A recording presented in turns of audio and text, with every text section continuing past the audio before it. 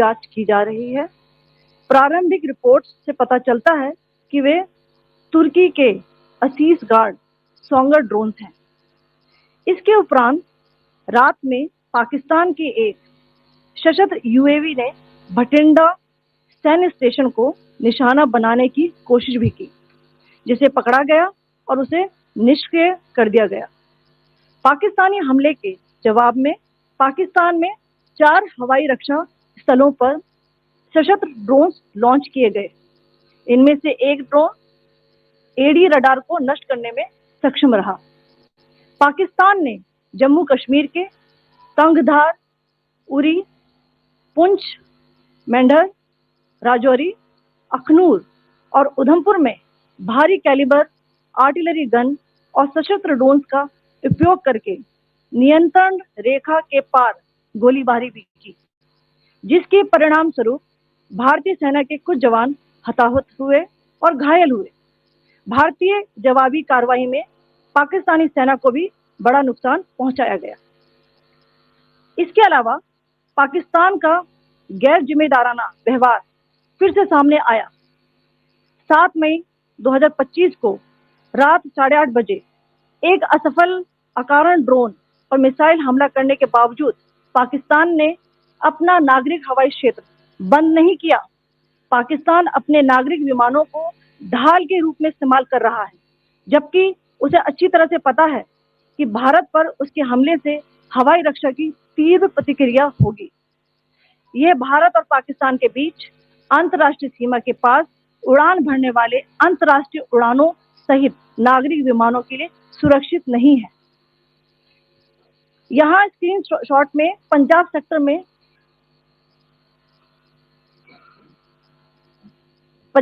में high air defence alert स्थिति के दौरान एप्लीकेशन फ्लाइट रडार 24 का डेटा दिखाया गया है। जैसा कि आप देख रहे हैं, यहाँ पर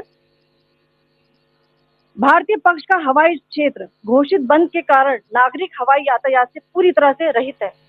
कराची और लाहौर के बीच के हवाई अड्डे मार्ग पर नागरिक एयरलाइंस उड़ान भर रही है। हाई अलर्ट किया गया है विमान फ्लाइनेस एविएशन का एयरबस 320, जैसा कि आप यहाँ देख रहे हैं, जो कि शाम को 5:50 बजे दमम से शुरू हुआ और रात को 9:10 बजे लाहौर में उतरा। ये सारा डिटेल्स आप यहाँ देख रहे हैं, ये डिटेल्स यहाँ लिखा हुआ है। Can you see this?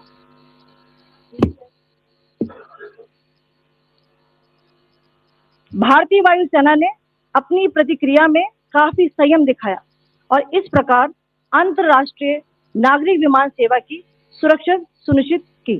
धन्यवाद। जय Hind.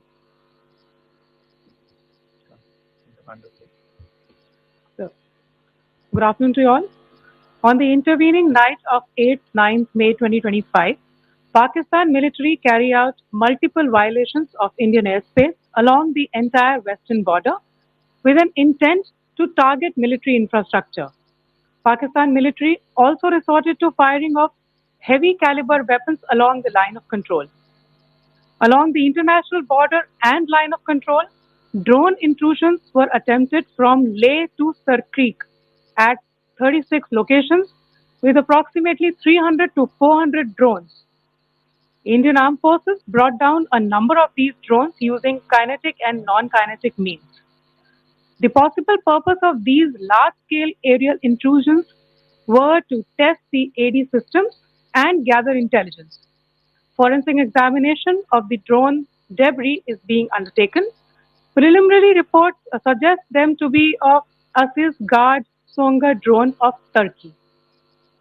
Later in the night, an armed UAV of Pakistan attempted to target Bhatinda military station, which was detected and neutralized.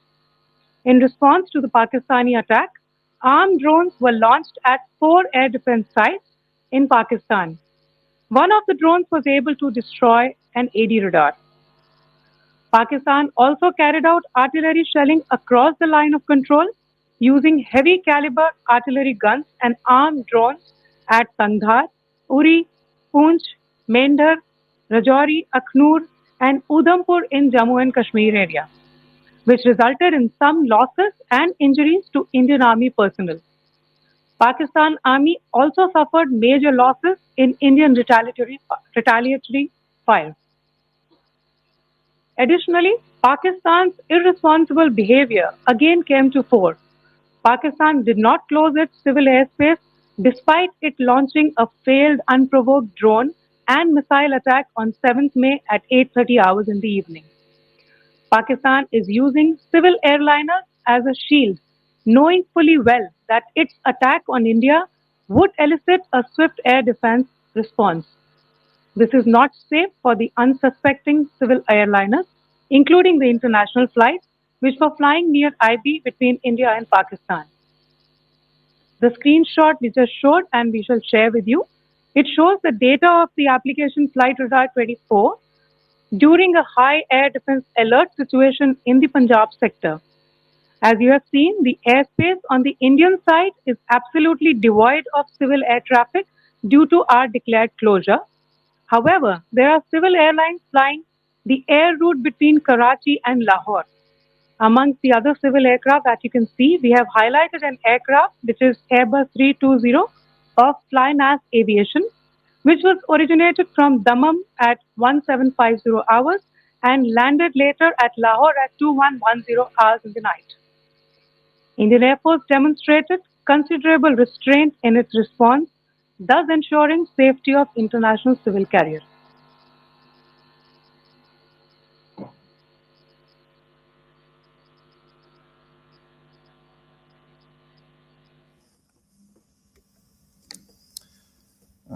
Thank you, Colonel Qureshi, Wing Commander Singh. I have just a few points to share in addition. कल रात की पाकिस्तानी सेना की कायरतापूर्ण गतिविधियों से आपको colonel Qureshi और विंग कमांडर सिंह ने पहले ही अवगत करा दिया गया है. These provocative and escalatory actions that were taken by Pakistan last night were targeted at Indian cities and civilian infrastructure, in addition to some military targets. The Indian armed forces responded proportionately, adequately, and responsibly. ये जो हमले हुए कल रात को भारतीय सैन्य इकाइयों ने पर्याप्त रूप से और एक जिम्मेदाराना रुख अपनाते हुए इन हरकतों का उत्तर दिया. What I want to underline is that the official and blatantly farcical denial of these attacks that Pakistan carried out by the Pakistani state machinery is yet another example of their duplicity and the new depths that they are plumbing in their quest for disinformation. The other point in the same vein is Pakistani claims that they did not target or attack any religious places. You would recall that yesterday I shared with you an incident related to the attack on a Gurdwara in Punch. Instead of owning up to these attacks, Pakistan made the preposterous and outrageous claim that it was the Indian armed forces and the Indian Air Force that was targeting cities like Amritsar and trying to put the blame on Pakistan. This is nothing but a desperate attempt by Pakistan to disown its acts of aggression, but it is also true to type in its effort to deceive and mislead the world. It will not succeed. The Gurdwara in Punch in particular was attacked by Pakistan and some local members of the Sikh community. Tata संपन्न की हल्दी, इसका सुनहरा पीला रंग नहीं उतरता क्योंकि इस पे चढ़ा है नेचर के प्यार का रंग. और I shared yesterday. TV पर आप इस हमले के चित्र देख सकते हैं. In addition, that we would attack our own cities is the kind of deranged fantasy that only the Pakistani state can come up with. Perhaps they do it because they are well versed in such action, as their history would show. The last point I wanted to make this evening is again this disinformation that is coming from Pakistan about India targeting the Nankana Sahib Gurdwara through a drone attack. This is again yet another blatant lie and part of Pakistan's disinformation campaign. As we saw in the Pahalgam attack, Pakistan is again trying desperately to impart a communal hue to the situation with an intention to create discord. Again, we are not surprised. India's steadfast unity in itself is a challenge to Pakistan. Let me stop there. I have time only for a few questions and be happy to try and answer them. First, I call Siddharth. Siddharth, please. Hi, sir. Siddharth from Beyond. So this is Siddharth, behind, please. The other Siddhant. Yes. Hi, sir. I'm Siddharth from CNN News 18. Sir, I only want to know from you the status of Kartarpur corridor. Is it open or not? Okay. I think you're all aware of the situation along the entire India-Pakistan border and the areas around the line of control. In view of the existing security scenario, the services of the Kartarpur Sahib corridor have been suspended till further directions. We'll update you as and when there is a change in the situation. You have a question here, Rishabh? So, good evening, Rishabh from Times. Also, you spoke about religious places being hit in Jammu. There's another religious place which is Caroline Nun Church that has been hit. What do you have to say about it? Yeah, actually, we do have some information about this extremely regrettable and condemnable incident during heavy shelling across the line of control in the early morning of 7th May. A shell fired from Pakistan landed just behind the Christ School run by the Carmelites of Mary Immaculate congregation in Puj. Tragically, the shell fired from Pakistan hit the home of 2 students of the Christ School. Both students unfortunately lost their lives and their parents were severely injured. Another Pakistani shell struck a Christian convent of nuns belonging to the congregation of the Mother of Carmel, damaging water tanks and destroying solar panel infrastructure. Several priests, nuns, school staff, and local residents took refuge in an underground hall beneath the Christ School during the shelling by Pakistan. The school happened to be closed at the time, fortunately. Otherwise, more losses would have occurred. Again, we have seen the Pakistani side targeting and shelling places of worship with a particular design. This includes gurdwaras, these convents and temples. This is a new low even for Pakistan.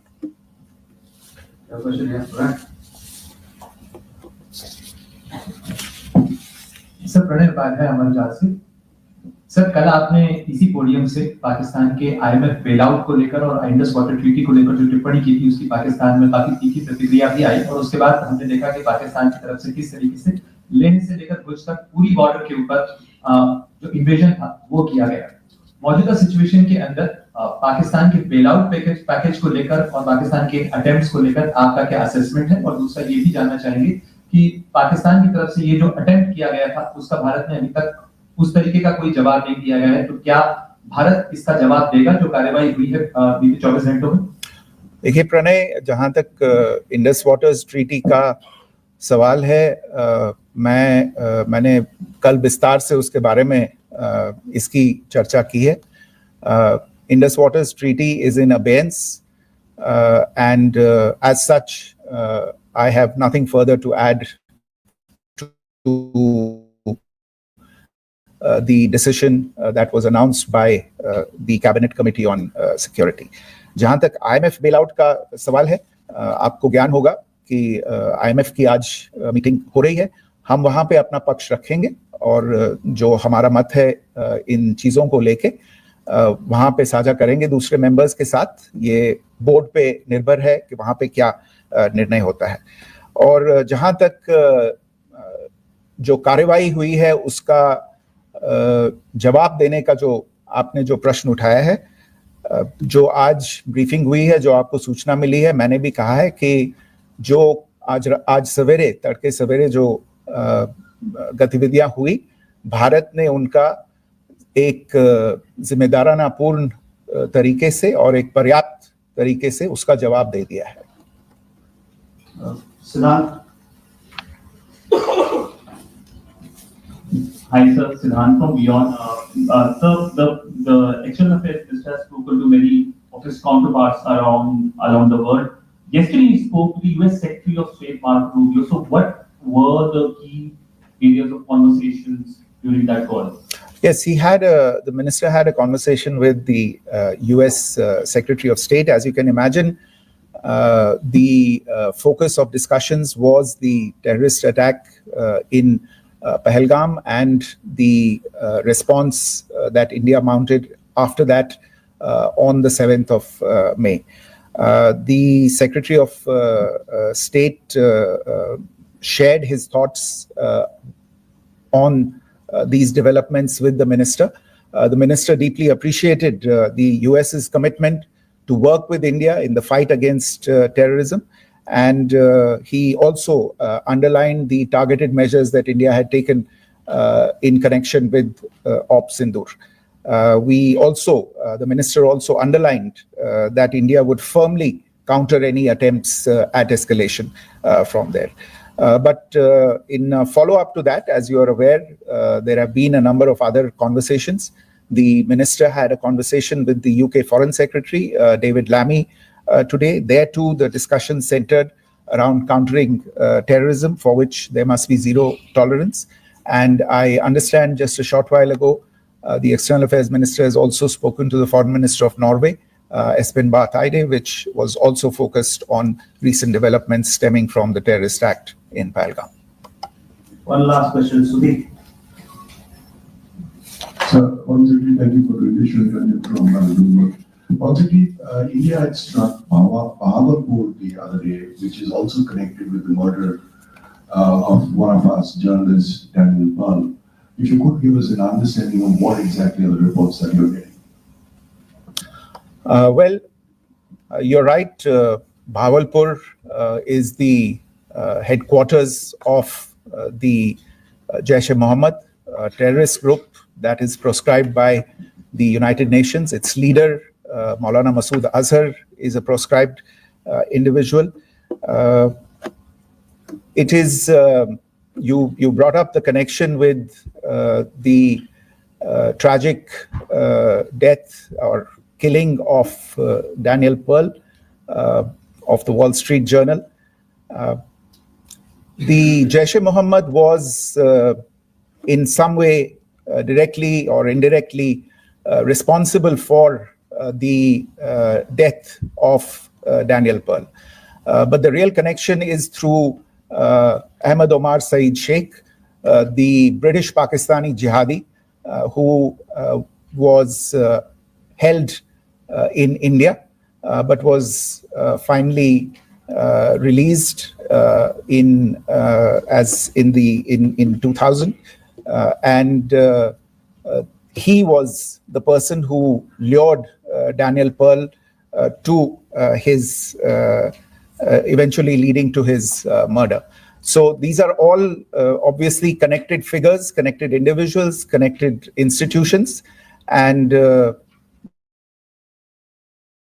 the attack on Bahawalpur, on that facility of the Jaish-e-Mohammed in Bahawalpur is, I would imagine, a fitting part of this unfortunate incident. Thank you all. Thank you, sir. With that, we come to the closure of this press briefing. Thank you very much.